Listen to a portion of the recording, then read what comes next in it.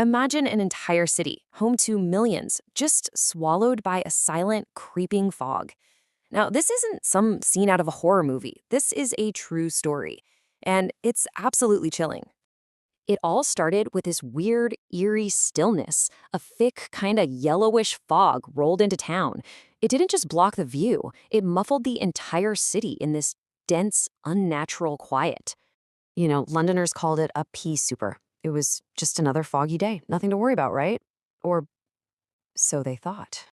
Yeah, because this was no ordinary fog. This thing was like an airborne predator, and it was silently descending on a city of 8 million people who had absolutely no idea what was coming. So, how does a nightmare like this even begin? Well, let's set the scene. We're talking post-war London, a city that's still kind of healing, running on the grit and hum of industry. And on December 5th, 1952, the very air the city was breathing turned on it. Okay, so a really bitter cold wave just grips the city.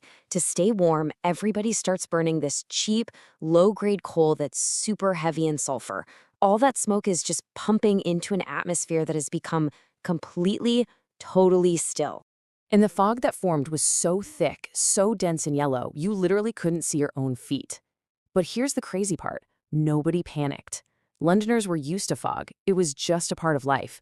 No one had a clue they were breathing in their own city's poison.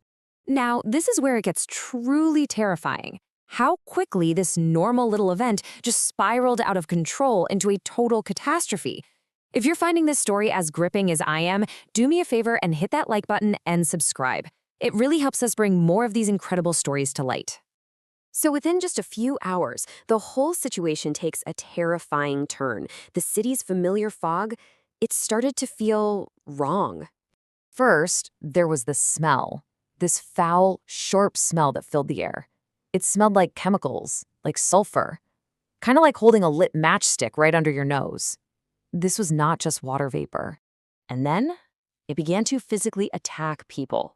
Eyes were burning, throats felt completely raw, and this deep, rattling cough, it basically became the grim soundtrack of the entire city. And just like that, the city just stopped. The entire transport system ground to a halt. Buses were just abandoned in the middle of the road. Ambulances couldn't see to drive through the streets. If you needed help, you were completely on your own. And the fog? It didn't lift. Not for one day or two. For 5 long days, London was completely trapped in a suffocating, blinding darkness. Day after day, things just got worse and worse. I mean, what started as an inconvenience became a citywide prison. By the 3rd day, the hospitals just couldn't cope anymore. And by day 5, the city was in this state of quiet, desperate paralysis. The chaos was absolute. Hospitals were completely overwhelmed.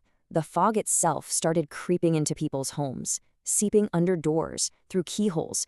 You weren't even safe inside. Out in the markets, prize-winning cattle just collapsed and died where they stood. London was, quite literally, choking to death. So what in the world was this monstrous fog? Well, when the air finally cleared, the horrifying truth started to come out. See, this wasn't just fog. It was a perfect storm, created by a freak weather event called a temperature inversion. Basically, a layer of warm air high up in the atmosphere acted like a giant lid, trapping all that cold, polluted air from the city's chimneys right down at street level. And that was the key. All that smoke, all those toxic chemicals, they had nowhere to go. They were just trapped. The air itself became this thick, poisonous cocktail. Every single breath was poison. By the time it was all over, an estimated 12,000 people were dead, and thousands more would suffer from devastating health problems for the rest of their lives. It was one of the single deadliest environmental disasters in modern history. This catastrophe was given a name that would be forever etched into history: the Great Smog of London. A tragedy so profound it would force the entire world to completely rethink its relationship with the very air we breathe. But the story? It doesn't end there, in 1952. In fact, the most unsettling part of all of this is what it tells us about our world today. Sure, the Great Smog led to some landmark environmental loss, but here is the chilling reality. The two key ingredients that made it happen, heavy industrial pollution and those very specific weather patterns, are still very much a part of our modern world.